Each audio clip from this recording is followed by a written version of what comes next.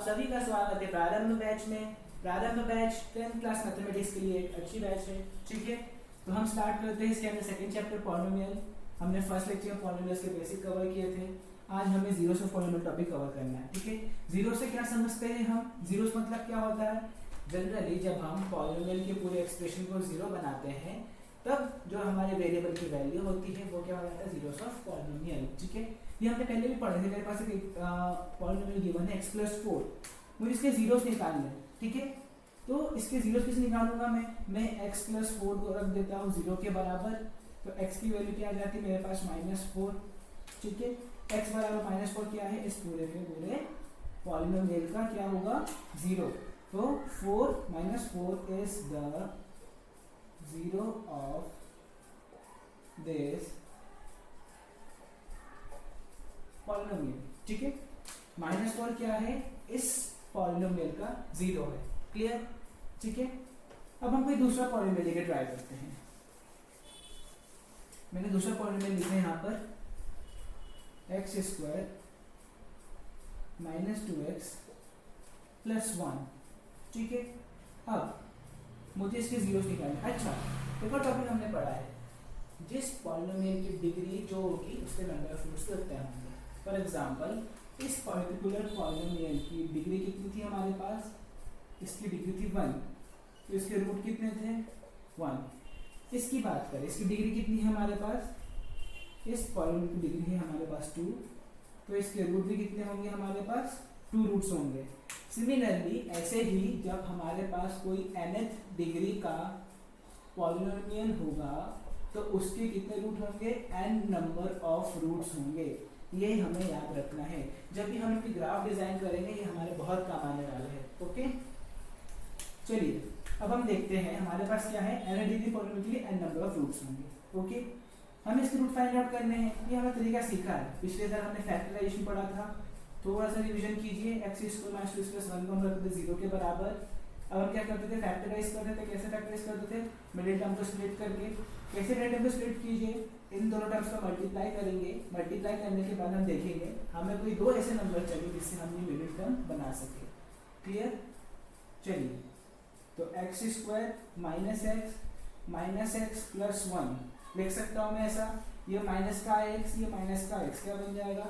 -2x। Minus plus तो sign लगेगा minus का, -2x + 1 बन जाएगा, ठीक है।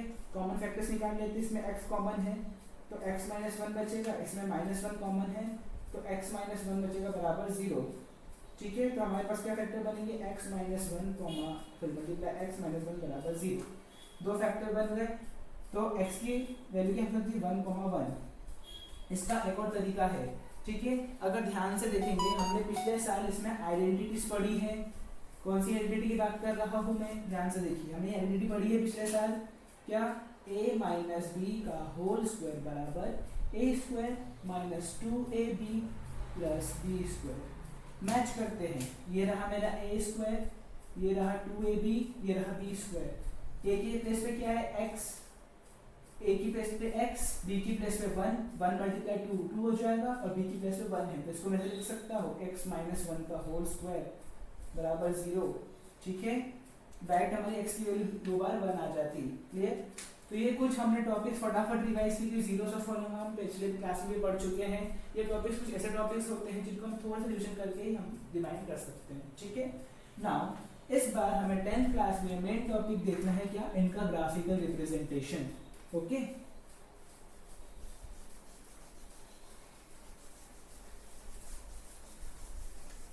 नोट डाल के साइड में लिख लीजिए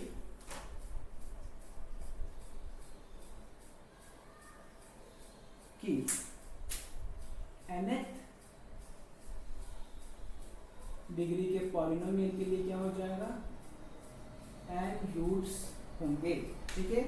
nth डिग्री पॉलिनोमियल के लिए क्या होंगे? हमारे पास n नंबर ऑफ रूट्स होंगे। क्लियर? अब मैं बात करता हूँ एक एग्जांपल समझ के। चलिए, x + 2 बराबर 0, ठीक है। मैं 0 हटा देता हूँ, ठीक है। x + 2 रखता हूँ। मुझे इस पॉलिनोमियल को ग्राफिकली रिप्रेजेंट करना है। सब ग्राफिकली कैसे रिप्रेजेंट करेंगे? देखिए, जब भी हम ग्राफ बनाते हैं, ग्राफ किस फॉर्मेट में बनता है हमारे पास?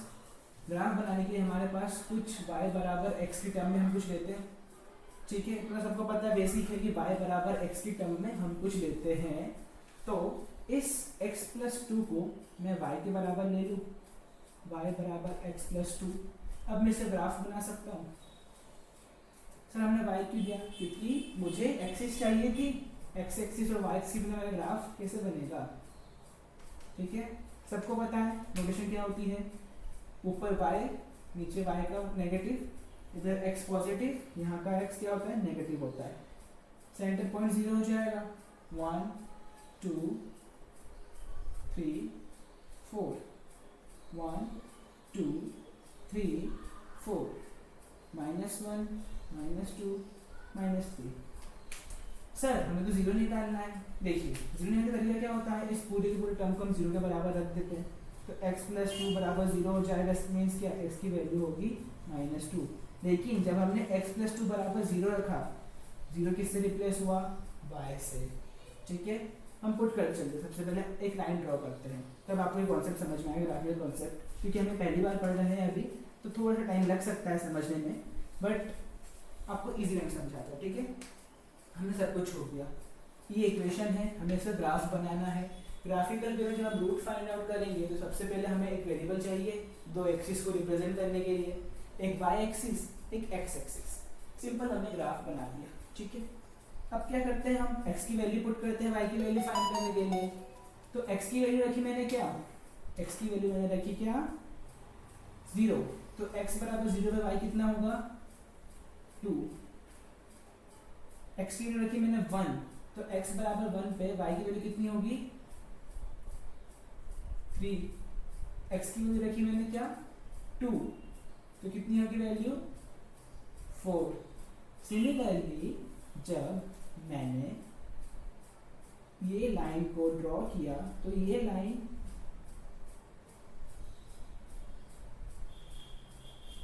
कहीं यहां से जा रहा है, ध्यान से देखेंगे, ये लाइन जो है, ये लाइन किसकी है, x प्लस 2 की लाइन है। ये हमने स्ट्रेट लाइन पढ़ा था पिछले ईयर, वो सारे के सारे कॉन्सेप्ट 10th क्लास में वापस रिपीट होंगे, एंड वो सारे कॉन्सेप्ट अलग अलग टॉपिक्स के साथ मर्ज होंगे, ठीक है।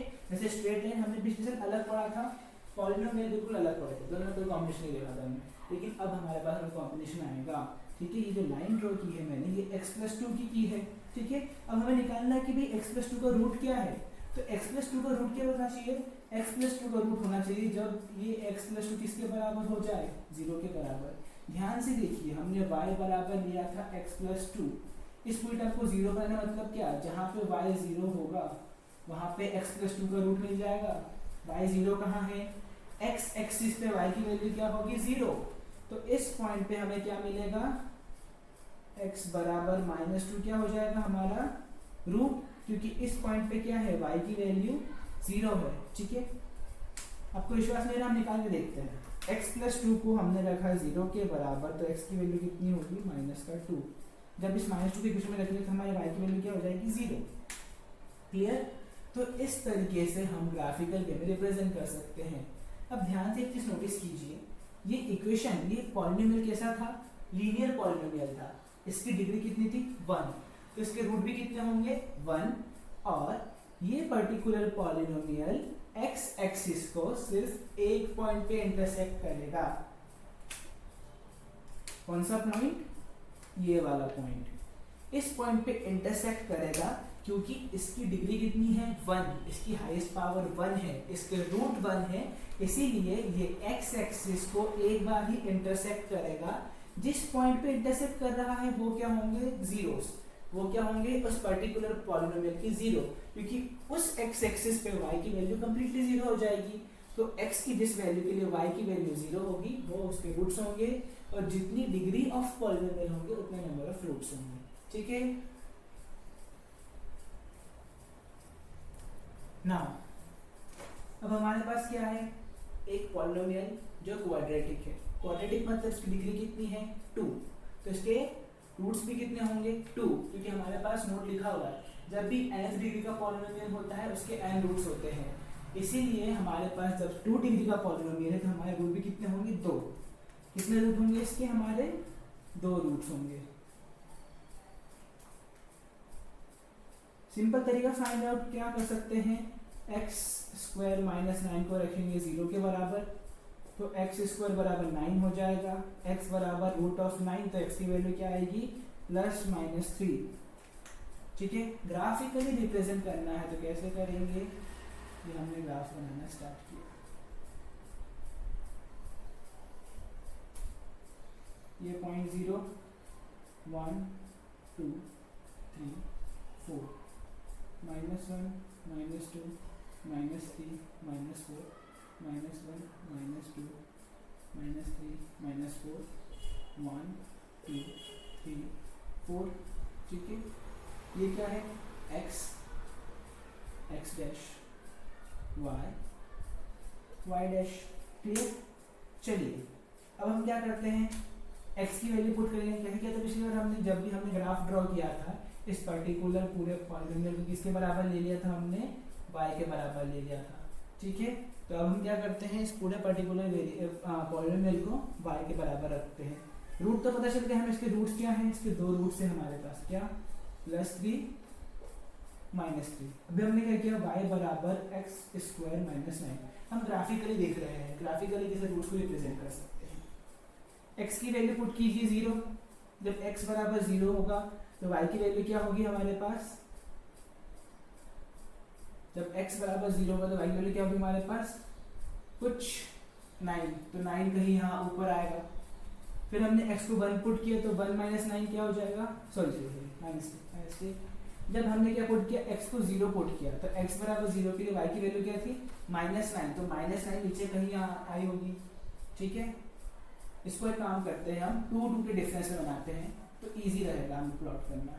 -2 -4 -6 -8 -10। ठीक है, इसको मैं एक्सटेंड कर देता हूँ, हम 2 2 का गैप ले लेते हैं क्योंकि मेरे पास स्पेस कम है।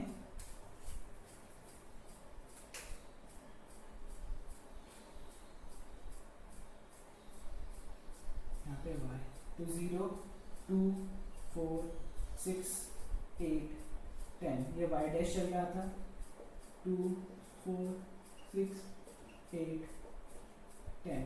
ठीक है, चलिए ये सारी वैल्यूज किसके हैं, नेगेटिव है, ऑब्वियसली 0 के नीचे इसलिए नेगेटिव होते हैं।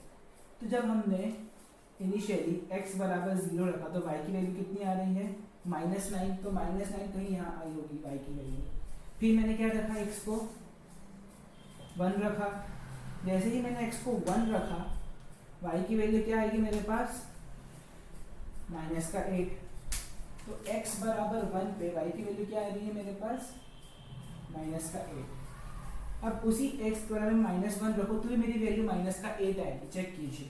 x बराबर -1 रखा, -1 का स्क्वायर 1 1 -9 -8, तो -1 पे भी इसकी वैल्यू आ रही -8 आ रही। 2 रखेंगे तो क्या हो जाएगा, 2 का स्क्वायर माइनस x बराबर 2 रखा तो क्या आंसर आएगा मेरे पास -5। x बराबर 2 पे तो y की वैल्यू कितनी हो जाएगी -5। सिमिलरली -2 पे भी क्या बनेगी -5। ऐसे करते करते जब मैं x बराबर 3 पे जाऊंगा तो मेरा y क्या हो जाएगा 0। इस x बराबर 3 पे मेरा y 0 हो जाएगा, और जब मैंने x की वैल्यू -3 रखी तब भी मेरा y क्या होगा 0 ही होगा। सो इसका मैं अगर ग्राफ ड्रॉ करूं तो इसका ग्राफ कुछ ऐसा बनेगा,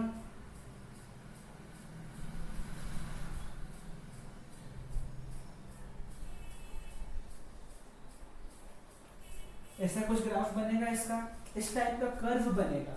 जब भी हम क्वाड्रेटिक पॉलिनोमियल को प्लॉट करते हैं तो वो इस टाइप का कर्व बनाता है, जिसको हम क्या बोलते हैं पैराबोला। ये एक पैराबोलिक कर्व बनाएगा, शेप का नाम है, हम पढ़ेंगे बाद में पैराबोला क्या होता है। ठीक है, अभी समझ लीजिए सिर्फ ऐसा एक कर्व बनाएगा और सेम नेगेटिव और पॉजिटिव वैल्यू पर हमें सेम आंसर देगा। ठीक है, अगर मैं बात करूं मेरे पास x की वैल्यू 3 -3, दोनों वैल्यू डिफरेंट है, नेगेटिव पॉजिटिव है, बट हमारा आंसर आएगा क्या आ रहा है 0 आ रहा है। ठीक है, और एक चीज नोटिस करने की है, जब हमारे पास x² -9 था, हमारी पावर में क्या था 2 था, तो हमारे पॉइंट 2 मिल रहे हैं। क्लियर, हमारा जो कर्व होगा ये पैराबोला का कर्व है। कौन सा पैराबोला है, x² -9। इस पॉलिनोमियल का कर्व एक्स एक्सिस को दो पॉइंट पे इंटरसेक्ट कर रहा है, -3 + 3, क्योंकि इसकी पावर कितनी थी 2, तो इसके दो रूट्स होंगे। सो एक इक्वेशन जितनी बार उस एक्स एक्सिस को इंटरसेक्ट करेगा उसके उतने रूट्स निकलेंगे। क्लियर? यहाँ पे उसकी डिग्री 2, हमें पता है 2 रूट्स है, लेकिन जब हमने देखा इक्वेशन को प्लॉट करके, तो प्लॉट करने पे वो एक्स एक्सिस को दो बार इंटरसेक्ट कर रहा है, तो उसके कितने रूट्स होंगे? 2 रूट्स होंगे। क्लियर? चलिए, अब हमारे पास क्या है? हमारे पास एक डायग्राम बना हुआ है, एक पर्टिकुलर ग्राफ बना हुआ है। उस ग्राफ को ध्यान से देखेंगे तो हमें दिखाई देगा क्या कि ये ग्राफ इंटरसेक्ट कर रहा है एक्स एक्सिस के कुछ पॉइंट्स पे। इस ग्राफ को देखकर हमें बताना है कि हमारे इस पॉलिनोमियल की इक्वेशन के कितने रूट्स हैं। ठीक है, अभी मैंने बताया कि कोई भी पॉलिनोमियल की इक्वेशन जब एक्स एक्सिस को इंटरसेक्ट करती है वहां पे उसका रूट बनता है, क्योंकि y की वैल्यू के बराबर रखा था हमने पॉलिनोमियल को। जब y की वैल्यू 0 हो जाएगी x की जिस वैल्यू के लिए, वो जीरो सब पॉलिनोमियल कहलाएगा। सेम यहाँ पे कोई पॉलिनोमियल है क्या? p of x। ये किसकी इक्वेशन है? कोई पॉलिनोमियल है p ऑफ x, इसको हमने y के बराबर रखा। x की जिस वैल्यू के लिए ये 0 हो जाएगा वो क्या होगा? Zero of polynomial. तो देखते हैं y कहाँ 0 हो रहा है। y कहाँ 0 होगा? जब हमारा कर्व x एक्सिस को इंटरसेक्ट करेगा। तो y इस पॉइंट पे 0 हो रहा है, इस पॉइंट पे 0 हो रहा है, इस पॉइंट पे 0 हो रहा है, और इस पॉइंट पे 1 2 3 4। ठीक है, तो इसके कितने रूट्स होंगे? 4 रूट्स होंगे। क्लियर? इस इक्वेशन के 4 रूट्स होंगे। ठीक है, चलिए एक्सरसाइज 2.1 स्टार्ट करते हैं, क्योंकि हमने ग्राफिकल रिप्रेजेंटेशन देख लिया रूट का, जिसके बेसिस पे हम अपनी फर्स्ट एक्सरसाइज सॉल्व कर सकते हैं। ठीक है, ध्यान से देखेंगे इस ग्राफ को, इस डायग्राम को। हमें बताना है कि कितने रूट्स पॉसिबल है। अगर मैं फर्स्ट क्वेश्चन में देखूं तो ये मेरी इक्वेशन किसकी है? ये है मेरी इक्वेशन पॉलिनोमियल की। जो ब्लू लाइन से रिप्रेजेंट किया है वो मेरी पॉलिनोमियल की इक्वेशन है। ठीक है, सो ये पॉलिनोमियल एक्स एक्सिस को कहाँ इंटरसेक्ट कर रहा है? कर ही नहीं रहा है एक्स एक्सिस को इंटरसेक्ट। इसका मतलब क्या है? इसके कोई रूट नहीं है। कौन से पॉलिनोमियल के कोई रूट्स नहीं होते? जब वो पॉलिनोमियल क्या हो? हमारा कांस्टेंट पॉलिनोमियल हो। कांस्टेंट पॉलिनोमियल के हमारे 0 रूट्स होते हैं, कोई रूट पॉसिबल नहीं है। ठीक है, नेक्स्ट पे बात करूं तो कुछ बच्चों ने फटाक से जवाब देखा होगा, आंसर किया होगा सर इसके 2 जीरोस है। नहीं, ध्यान दीजिए, मैंने कहा था क्या कि हमारा कर्व इंटरसेक्ट करना चाहिए किसे? सिर्फ और सिर्फ एक्स एक्सिस को। तो एक्स एक्सिस को ये कर्व सिर्फ इसी पॉइंट पे इंटरसेक्ट कर रहा है, इसका मतलब इसके कितने 0 होंगे? ओनली 1 0। वाई एक्सिस को कितनी बार भी इंटरसेक्ट करे मुझे कोई लेना देना नहीं है। ठीक है, मुझे क्या देखना है कि वो एक्स एक्सिस को कितनी बार इंटरसेक्ट कर रहा है। ओके, सो इस क्वेश्चन में ध्यान से देखेंगे तो हमारा पॉलिनोमियल का इक्वेशन जो कर्व है 1 2 3, 3 पॉइंट पे इंटरसेक्ट कर रहा है किसे? सिर्फ एक्स एक्सिस को। तो इसके कितने रूट्स होंगे? 3 रूट्स होंगे। सिमिलरली ये सिर्फ 2 पॉइंट पे इंटरसेक्ट कर रहा है। जरूरी नहीं है कि ये y को इंटरसेक्ट करना चाहिए। हाँ, ये बिल्कुल मत गलतफहमी मत रखिए कि कोई भी कर्व y को इंटरसेक्ट करेगा तो उसके जीरोस निकलेंगे। नहीं, कोई भी कर्व सिर्फ x एक्सिस को इंटरसेक्ट कर रहा है तो ही उसके जीरोस निकलते हैं। ठीक है, उसके कितने जीरोस होंगे? 2 जीरोस होंगे। क्लियर? सो हमारे पास इस एक्सरसाइज के लास्ट 2 क्वेश्चन है, फटाफट सॉल्व करते हैं। ये ध्यान से देखते हैं। इसमें पर्टिकुलर पॉलिनोमियल का कर्व 1 2 3 4 पॉइंट्स पे इंटरसेक्ट कर रहा है। इसका मतलब इसके कितने रूट्स होंगे? 4 रूट्स होंगे। इसकी बात की जाए, इंटरसेक्ट करना मतलब ये नहीं कि सिर्फ क्रॉस करेगा, नहीं, अगर वो टच करके जा रहा है। देखो, इंटरसेक्ट करने का मतलब क्या है कि वहां पे y की वैल्यू 0 होनी चाहिए। अगर मैं ध्यान से देखूं तो इस पॉइंट पे और इस पॉइंट पे टच कर रहा है, मतलब y की वैल्यू क्या है? 0 है। इसका मतलब इसके कितने रूट्स होंगे? 3 रूट्स होंगे। ठीक है, आई होप आपको क्लियर होगा ये सारे क्वेश्चंस। ग्राफिकल रिप्रेजेंटेशन कैसे किया पॉलिनोमियल्स के रूट का आपको समझ में आया होगा। नेक्स्ट लेक्चर में हम कवर करेंगे कैसे फैक्टराइजेशन करते हैं, इनका फैक्टराइजेशन करने के बाद कैसे रूट्स निकालते हैं। ओके, आज के लेक्चर में बस इतना ही। मिलते हैं अगली क्लास में। Thank you. जय हिंद, जय Bharat. And don't forget to like and subscribe my channel, Gyan City.